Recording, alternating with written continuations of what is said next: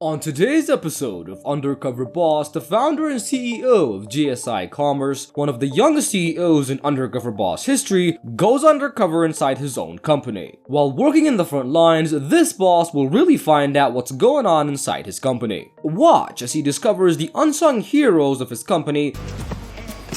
You're so fast, it's incredible. Our goal here is 90 an hour, one every 40 seconds. And also some of the bad apples. You're not letting me talk, so I can't help you, Elizabeth. She's actually getting lucky that the show was being filmed, because if she wasn't, she'd be walked out of here today. But how will his employees react when they find out that this young man has been their boss all along? Find out on today's episode of Undercover Boss.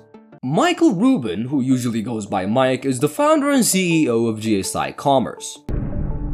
I'm Michael Rubin. I'm the founder and CEO of GSI Commerce, and this is my creation. GSI Commerce is an e-commerce business which handles merchandise and shipments for other large companies and organizations like the NFL and MLB. GSI creates the websites for the products, and they then store and ship the products directly to the customer, and they do everything that their client requires. This means that most online shoppers have used GSI systems to get their products, even without knowing it. Mike loved business since he was a little boy, and when he was 8 years old, he sold stationery door to door, and by the time he was 14, he opened his own ski shop, and by the time he was 21, he had a business making $100 million. Business makes Mike feel like a winner, and this is what he cares about most. Being a CEO of a fast-running company, Mike is always working, and it takes him a lot of time, so he doesn't get to spend that much time with his wife and daughter. He is definitely a workaholic, texting at 3 o'clock in the morning to Europe. And we can sum things up for Mike by saying that he's an obsessed man trying to reach the next big goal. Mike's always been trying to improve his business, and he came up with the idea to go undercover inside his company during the holiday. He first calls a meeting with his board members and reveals to them that he'll be going undercover for a week, and everybody was surprised at first. I've decided to go undercover as a temporary employee in our fulfillment and call centers. But he explains to them that seeing how things are done in the holiday season is very important as it's their peak season, and improving that will be great for the company. He'll be going undercover as Gary Rogers, and his workers will be told that he's taking part in a TV show about seasonal jobs. My cover story will be that I'll be taking part in a TV show about seasonal jobs. Hi. I need a room, please, for the night. Mike is a little nervous as he's always been his own boss, and working under people might be a bit of a challenge for him. I'm a little nervous. I've been my own boss my entire life. Can Michael Rubin, the founder and CEO, live up to the reputation of a founder? For his first job, he flies to Richwood, Kentucky to work in the fulfillment center, where they pack thousands of orders daily to be sent to customers. He meets with Matt, who works as the floor supervisor, and he takes him to a seasonal worker, Rochelle, and she teaches him how to load the trucks with the boxes.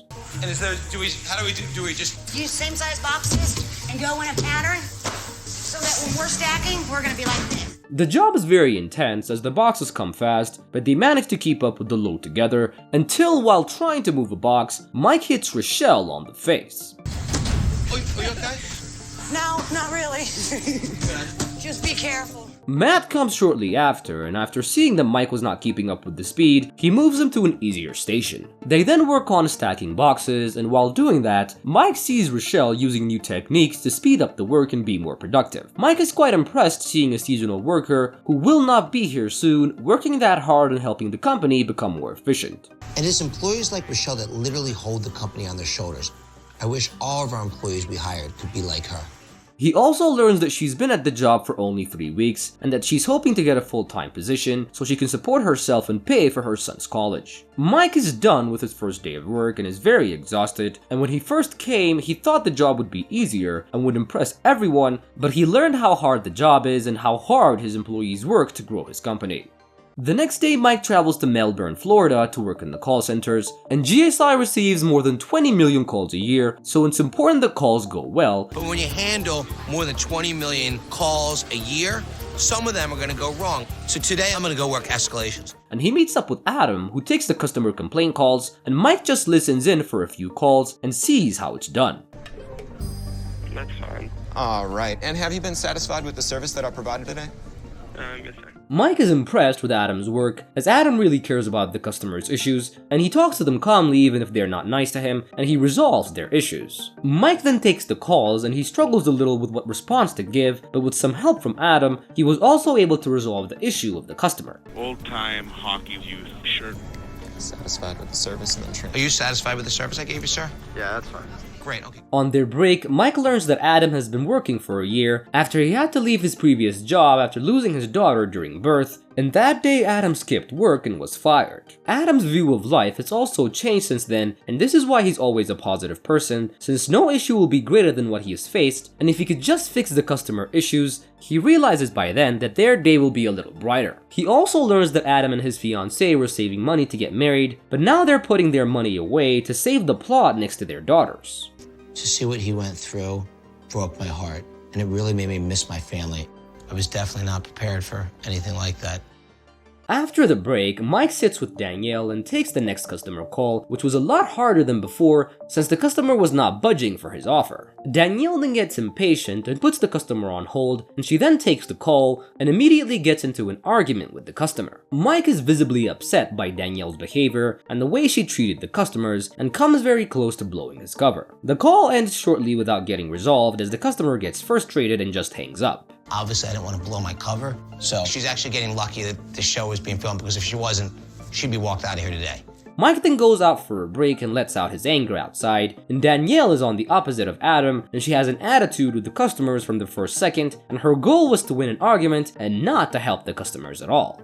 I think she had a chip on her shoulder, and she wanted to prove that she was right and that satisfied the customer's needs, and that will never be acceptable in my company.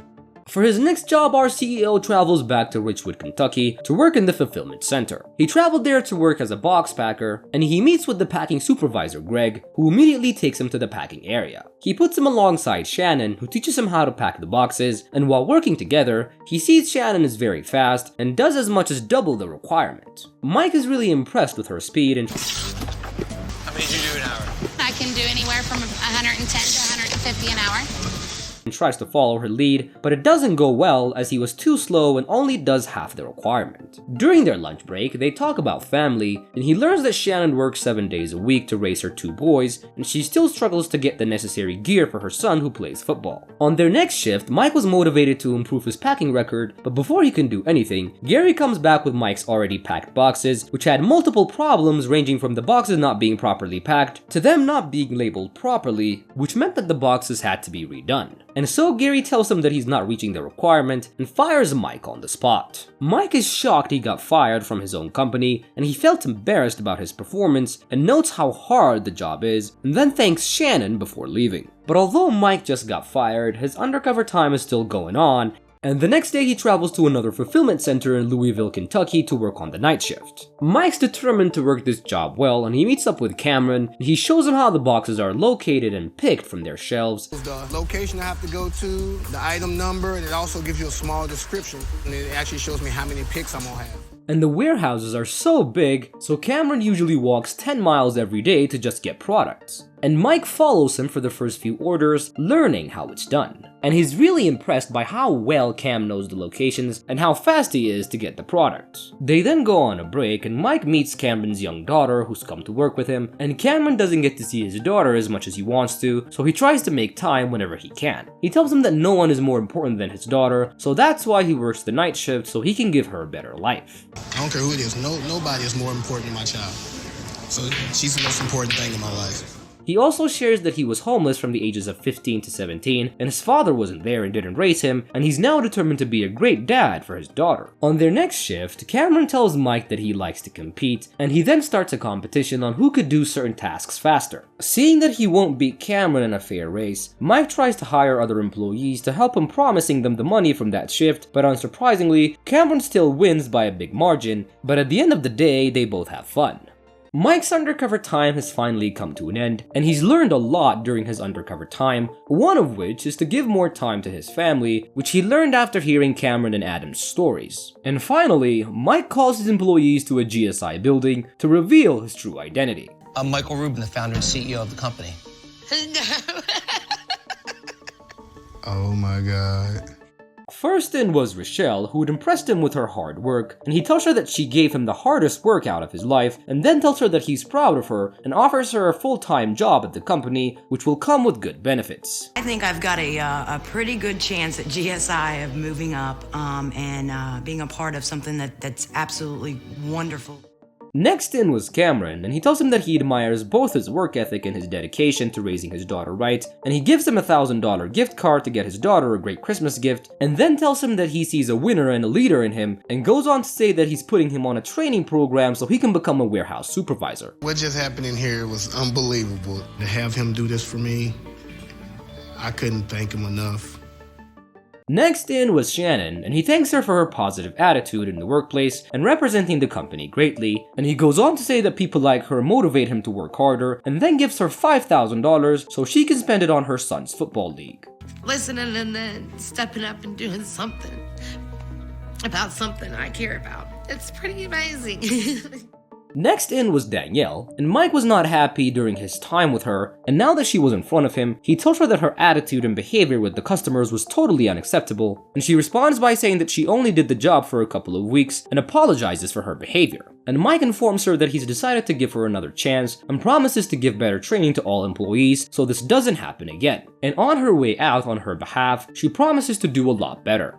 Last in was Adam, and he tells him that he was blown away with his work ethic and attitude towards customers, and he also tells him that he was heartbroken with his story of losing his daughter, which made Mike reconsider his priorities in life, and Mike remembers that Adam wasn't able to have enough money to have a wedding, so he gives him $10,000 so he can finally get married. It really goes to show you a positive attitude really will bring good things to your life. And Mike also wanted to share his experience with his other employees, so he arranges a town hall meeting to talk about his experience, and he shows them highlights of his undercover time, and he then gives a speech and promises to make the company better for everyone, and he then thanks his employees before ending the event. And that is how this delightful episode of Undercover Boss comes to an end.